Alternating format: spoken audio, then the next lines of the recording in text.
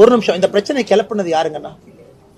தொகுதி மறுசீரமைப்பு அப்படின்னு ஃபர்ஸ்ட் இந்த புரளியை கிளப்பினது யாரு?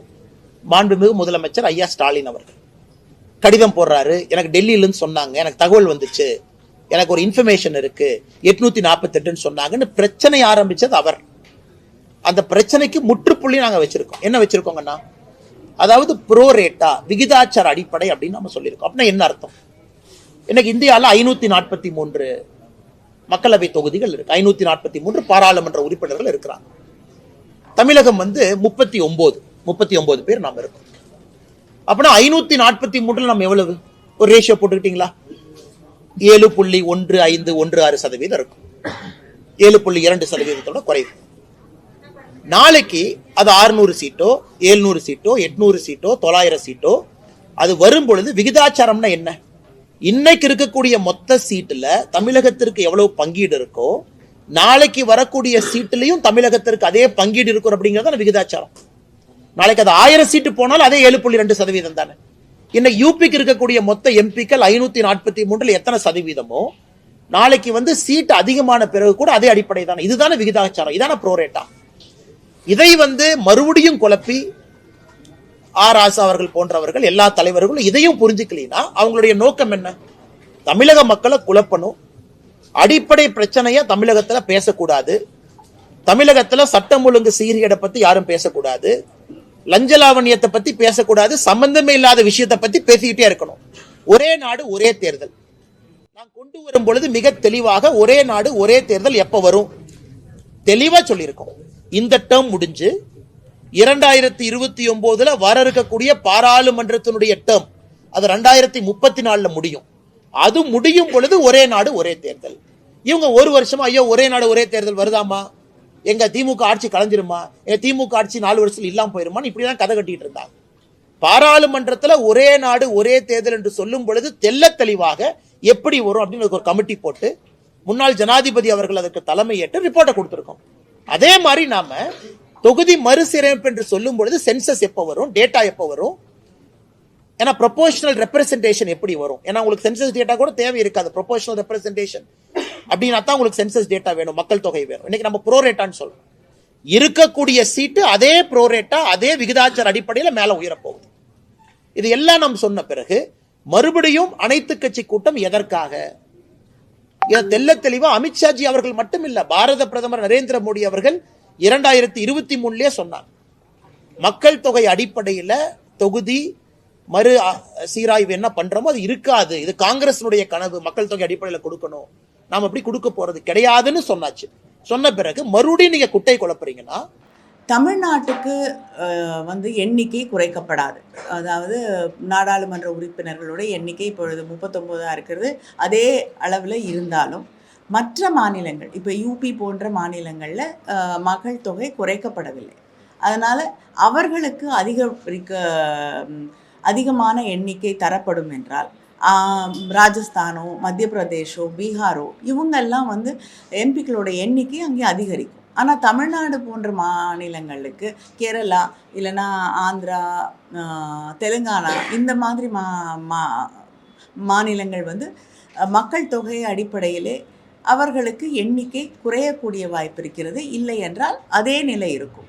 ஆனால் நீங்கள் சதவிகிதத்தை எடுத்துக்கிட்டிங்கன்னா இன்று தமிழ்நாட்டோட எம்பிஸ் மொத்தம் இருக்கக்கூடிய எண்ணிக்கையில் 543ல் 7.18% இருக்கிறோம்.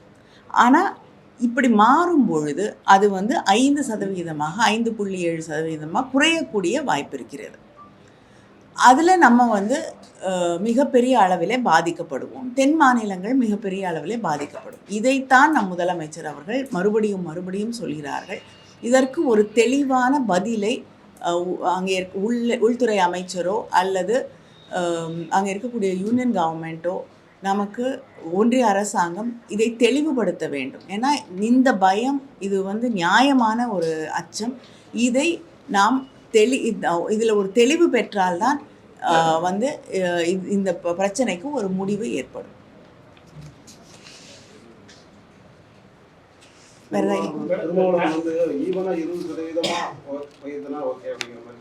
இல்லைங்க, பலருக்கு பல கருத்துக்கள் இருக்குது. இதை வந்து எப்படி சரி செய்கிறது, இது வந்து தமிழ்நாடு பாதிக்கப்படாமல், தென் மாநிலங்கள் பாதிக்கப்படாமல் இதை செய்கிறதுக்கு வந்து பல்வேறு கருத்துக்கள் சொல்லப்படுகிறது. அதற்காகத்தான் முதலமைச்சர் அவர்கள் வந்து ஒரு அனைத்து கட்சி கூட்டத்தை அழைத்திருக்கிறார்கள். அங்கே பல்வேறு கருத்துக்கள் சொல்லப்படும். எது வந்து சரியாக எல்லாருக்கும் ஏற்றுக்கொள்ளக்கூடிய ஒன்றாக எது இருக்கிறதோ அதை நிச்சயமாக ஏற்றுக்கொள்வார்கள். ஃபர்ஸ்ட் ஒரு டிஸ்கஷன் வேணும்ல, அந்த டிஸ்கஷனுக்கே சில கட்சிகள் வர தயங்குகிறார்கள். பிஜேபியும் அங்கே வந்து நியாயமாக அவங்களுடைய கருத்துக்களை சொல்லலாம். உள்துறை மினிஸ்டர் வந்து ஒரு பிரைவேட் ஃபங்க்ஷன்ல தான் வந்து பேசியிருக்காரு. அதை ஆத்தென்டிக்கா நம்ம எடுத்துக்க முடியுமா? அது எப்படி நீங்க அதை வச்சு விஷயம் பேசுறது வந்து மக்களை வந்து திசை திருப்பம் சொல்லி அண்ணாமலை ஏன் உள்துறை அமைச்சர் எங்கே தனியாக பேசினாலும் இல்லைன்னா வந்து ஒரு பொலிட்டிக்கல் ஸ்டேஜில் பேசினாலும் உள்துறை அமைச்சர் தானே. ஸோ அவருடைய கருத்தை வந்து அப்போ வந்து அவர் வந்து தனியார் மேடையில் பேசினா அதை எடுத்துக்கக்கூடாது, வந்து பார்லிமெண்ட்டில் பேசினா மட்டும்தான் வந்து அவர் உள்துறை அமைச்சர், அப்பொழுதுதான் அவரோட கருத்துக்கு மதிப்பளிக்க வேணும்னு அவங்களே சொல்கிறாங்களா? அவங்க தெளிவுபடுத்துங்கிற வார்த்தை சொல்லாம நீங்க எடுத்த உடனே ஸ்டார்டிங் ஆல் பார்ட்டி மீட்டிங் அப்படிங்கறது இல்லையா, ஆல் பார்ட்டி மீட்டிங்லேயும் தெளிவுபடுத்துவதற்கான ஒரு ஒருமித்த குரலை எழுப்ப முடியும் இல்லையா?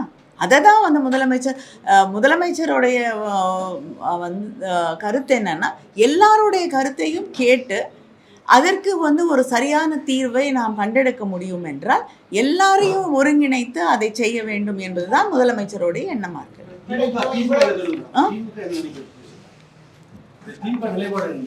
திமுகவுடைய நிலைப்பாடு தமிழ்நாடு, தென் மாநிலங்கள், மக்கள் தொகையை குறைத்திருக்கக்கூடிய மாநிலங்கள் பாதிக்கப்படக்கூடாது அப்படிங்கிறது தான் நம்முடைய நிலைப்பாடு.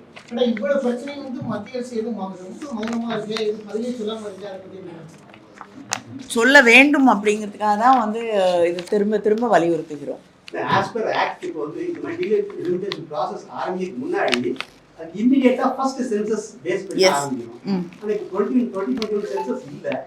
இல்லைங்க, இப்போ வந்து சென்சஸ் விமென்ஸ் ரிசர்வேஷன் பில் வந்த பொழுது சென்சஸ், அதுக்கப்புறம் வந்து டீலிமிட்டேஷன், அதுக்கப்புறம் தான் அது வந்து நடைமுறைக்கு வரும் அப்படின்னா, அதனால ஃபர்ஸ்ட் சென்சஸ் எடுக்கணும். ஆனால் இதை வந்து நீங்கள் வந்து டீலிமிட்டேஷனை, தொகுதி மறுசீரமைப்பை வந்து நீங்கள் அந்த பாப்புலேஷன் மக்கள் தொகை கணக்கெடுப்பின்படி மட்டுமே செய்தீர்கள் என்றால் தமிழ்நாடு மிகப்பெரிய அளவில் பாதிக்கப்படும். இப்போ நீங்கள் அவங்க சொல்கிறபடி வந்து இப்போ இருக்கக்கூடிய இதே எண்கள் 543 அப்படிங்கிறத வச்சுட்டு நீங்கள் அதை தொகுதிகளை சீரமைச்சிங்கன்னா நமக்கு வந்து பாதிக்கப்படும். நம்ம வந்து கிட்டத்தட்ட 8லேருந்து 9 தொகுதிகளை இழக்க நேரிடும், எம்பிக்களை இழக்க நேரிடும். ஆனால் அவங்க இல்லைன்னா 848 இன்க்ரீஸ் பண்ணி நமக்கு வந்து நம்பர்ஸ் அதிகம் ஆகலாம். ஆனால் அதே நேரத்தில் பர்சன்டேஜ் வந்து கம்மியாகும். அதுதான் நமக்கு இருக்கக்கூடிய பயம். வந்து 5 இப்போ 7 இருக்கிறது 5 குறைந்துவிடும். என்னங்க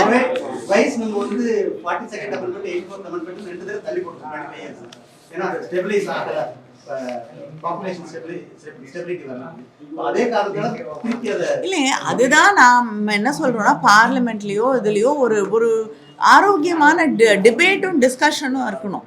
எல்லாருடைய கருத்தும் கேட்கப்பட்டு அதுக்கு என்ன யாரையும் பாதிக்காத வகையிலே ஒரு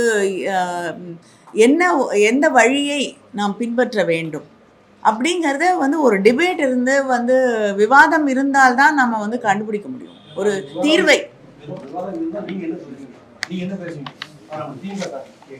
இல்லைங்க, திமுக சார்பிலே ஒரு கருத்தை சொல்றது அப்படிங்கிறது இல்லை. அதை இல்லைங்க, இல்லை ஒரு நிமிஷங்க, அது நாம் திமுக இல்லை ஒரு செகண்ட், அந்த திமுக சார்பாக ஒரு கருத்தை சொல்லக்கூடாது, தமிழ்நாட்டின் சார்பிலே ஒரு கருத்தை சொல்ல வேண்டும் என்பதற்காக தான் முதலமைச்சர் வந்து ஒரு ஆல் பார்ட்டி லீடர்ஸ், எல்லா கட்சிகளையும் சேர்ந்த தலைவர்களை அழைத்து ஒரு கூட்டம் நடத்துகிறார்கள். அதனால் அங்கே வந்து திராவிட முன்னேற்ற கழகத்தின் தலைவர் முதலமைச்சர் அவர்கள் திராவிட முன்னேற்ற கழகத்தின் கருத்தை சொல்லுவார். ஆனால் இப்பொழுது அடிப்படையாக இருக்கக்கூடிய கருத்து அப்படிங்கிறது வந்து நமக்கு வந்து எந்த பாதிப்பும் வரக்கூடாது அப்படிங்கிறது தான்.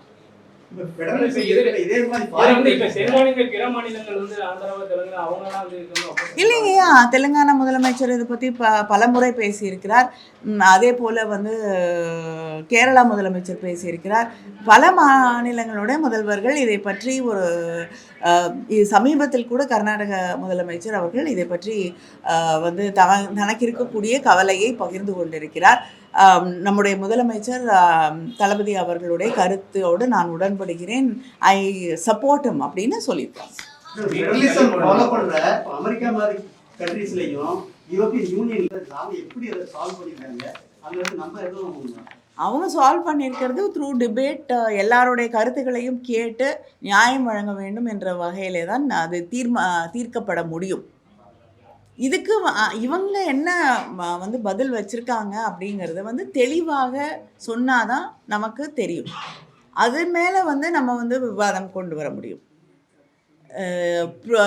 ப்ரோராட்டா பேசிஸில் உங்களுக்கு எந்த இழப்பும் இருக்காது அப்படிங்கிறது வந்து ஒரு பொத்தாம்படையாக எதுவுமே வந்து தெளிவில்லாத ஒரு வகையில் ஒரு கருத்தை சொல்லிட்டு போகிறது. அதுவும் அவங்க கட்சிக்காரங்களே வந்து அது தனி மேடையில் சொன்னது பொது மேடையில் சொல்லலைன்ற மாதிரி விவாதங்களை கிளப்புவது குழப்பத்தை தான் அதிகரிக்குது. இப்போ இந்த ஆக்ட் படி நம்ம வந்து பாப்புலேஷன் அவுட்ரைட்டாக நம்ம வந்து இக்னோர் பண்ணிட்டு அந்த பாப்புலேஷன் பேசிஸ் பண்ணுறதை இக்னோர் பண்ண முடியாது. இல்லைங்க, ஆக்ட் படி வந்து பாப்புலேஷன் அடிப்படையில் தான் நடந்திருக்கிறது. ஆனால் அப்பொழுது ஜனத்தொகையை குறைக்க வேண்டும் அப்படிங்கிறது வந்து 71க்கு முன்னாடி அந்த இது கிடையாது, நிலைப்பாடு இல்லை. அதற்கு பிறகு நான் வந்து பல மாநிலங்கள் வந்து ஜனத்தொகையை மக்கள் தொகையை கட்டுப்படுத்த வேண்டும் அப்படிங்கிறத முனைப்போடு தமிழ்நாடு செயல்படுத்தி இருக்கிறது. அதனால நம்ம பாதிக்கப்படுறோம். சொல்லுங்க. தமிழக முதல்வர் இன்னைக்கு இந்த திருமணம் சொல்லியிருக்காங்க, குடும்ப கட்டுப்பாடு தீவிரமாக செயல்படுத்தினால மக்கள் தொகை குறைஞ்சிருக்கு, அதனால புதுமண தம்பிகள் வந்து உடனடியாக குழந்தை மக்கள் தொகை அதிகமாக சரியான அப்ரோச்சா மேடம் சொல்லியிருக்காங்க.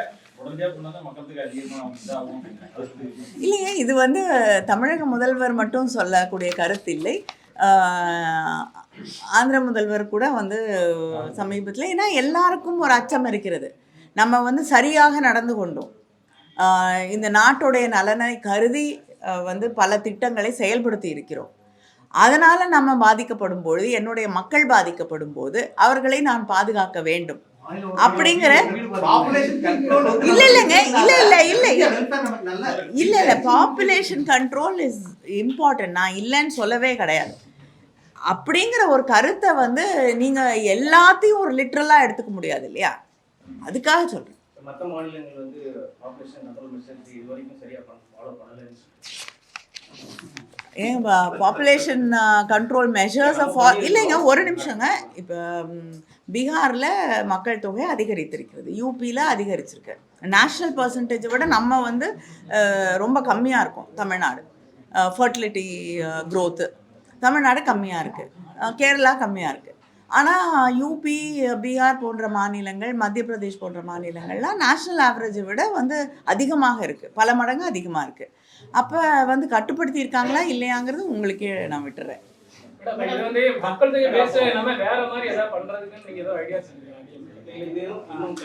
அந்த ஐடியாஸ்க்காகத்தான் இல்லைங்க, அந்த ஐடியாஸ்க்காகத்தான் வந்து முதலமைச்சர் வந்து ஒரு கூட்டத்தை கூட்டியிருக்காங்க.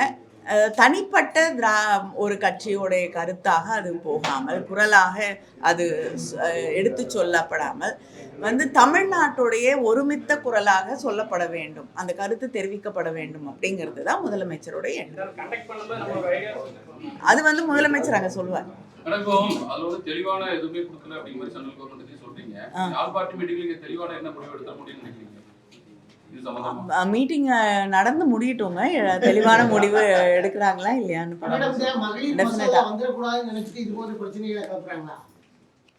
யாருங்க இல்லைங்க. அவங்க மகளிர் மசோதாவை கொண்டு வரதா இருந்தால் நேரடியாக இப்போ இருக்கக்கூடிய சூழல்லையே நாங்கள் வந்து இருக்கக்கூடிய அந்த இன்னைக்கு இருக்க பார்லிமெண்ட்டில் இருக்கக்கூடிய நம்பர்ஸ்லேயே நாங்கள் வந்து 33% கொண்டு வருவோம் அப்படிங்கிறத செஞ்சுருந்தாங்கன்னா அடுத்த தேர்தல்லையே அதை நடைமுறைப்படுத்துவோம் அப்படின்றத செய்திருந்தார்கள் என்றால் அவங்க மகளிர் மசோதா வர வேண்டும் என்று நினைக்கிறார்கள்.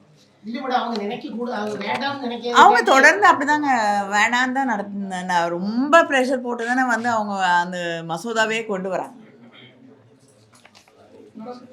பார்லிமெண்ட் கூட்டத்தில் வந்து 40 எம்பிகளுடைய குரல் ஒலிக்கும். தென்மாநிலம் சேர்ந்து ஒன்று கூட இந்த இதை இது பண்ணுற மாதிரி நம்ம பேசிக்கிறோம்.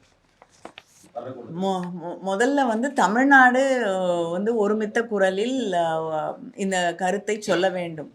அடுத்து நிச்சயமாக முதலமைச்சர் அடுத்த கட்ட நடவடிக்கையாக வந்து மற்ற மாநிலங்களில் இருக்கக்கூடிய தலைவர்களோடு இணைந்து பேசி இதை அடுத்த கட்டத்திற்கு நகர்த்தி செல்வார்கள்.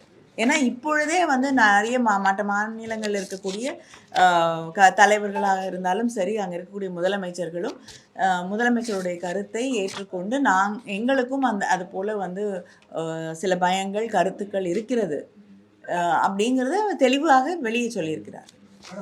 சமீபமாக திமுக ஆட்சிகள் மக்கள் மற்றும் அழுத்தியிருக்கு.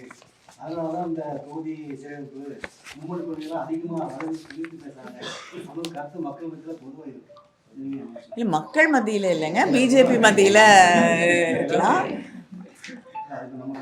இல்லைங்க, எனக்கு தெரிந்த வந்து மக்களை வந்து முதலமைச்சர் ஒவ்வொரு மாவட்டத்திலும் சென்றும் போது சந்திக்கிறார்.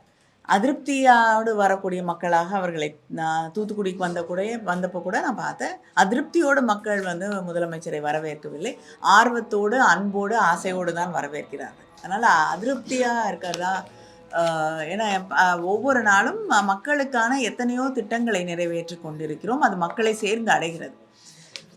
இந்த புதிய கல்விக் கொள்கை அப்படிங்கிறது வந்து அதில் இருக்கக்கூடிய பிரச்சனை அப்படிங்கிறது திராவிட முன்னேற்றக் கழகம் அதை உருவாக்கவில்லை. நீங்கள் புதிய கல்விக் கொள்கை பொதுப்பட்டியலில் இருக்கக்கூடிய ஒரு விஷயத்த கல்விக் கொள்கையில நீங்கள் வந்து மும்மொழி கொள்கையை ஏற்றுக்கொள்ள வேண்டும், புதிய கல்விக் கொள்கையை நீங்கள் ஏற்றுக்கொள்ள வேண்டும். அப்பொழுதுதான் உங்களுக்கு நாங்கள் தர வேண்டிய உங்கள் பிள்ளைகளுக்கு படிக்கிறதுக்கு நாங்கள் தர வேண்டிய நிதியை அப்பொழுதுதான் நாங்கள் வந்து ரிலீஸ் பண்ணுவோம். தரணும்னா நீங்கள் NEPயில் கையெழுத்து போடுங்க அப்படின்னு யார் வந்து இதை கொண்டு வந்து நம்ம மீது திணிப்பது? அது வந்து ஒன்றிய அரசாங்கம். ஸோ நம்ம வந்து அந்த பிரச்சனையை உருவாக்கலை. பிரச்சனையை உருவாக்கி இருக்கக்கூடியவர்கள் அவர்கள். அதற்கு எதிர்வினை ஆற்ற வேண்டிய ஒரு நிலையிலே நாம் நிற்கிறோம். அதனால் நம்ம அந்த கருத்துக்களை உருவாக்கவில்லை. அதே போல் வந்து டீலிமிட்டேஷன் நீங்கள் எல்லாத்தையும் முடித்து எப்படி பண்ணுறது எல்லாத்தையும் டிசைட் பண்ண அப்புறம் அந்த பிரச்சனையை நம்ம வந்து பேச முடியாது. அது வருமுன் காக்கணும் இல்லையா? அதுதான் தமிழ்நாட்டுடைய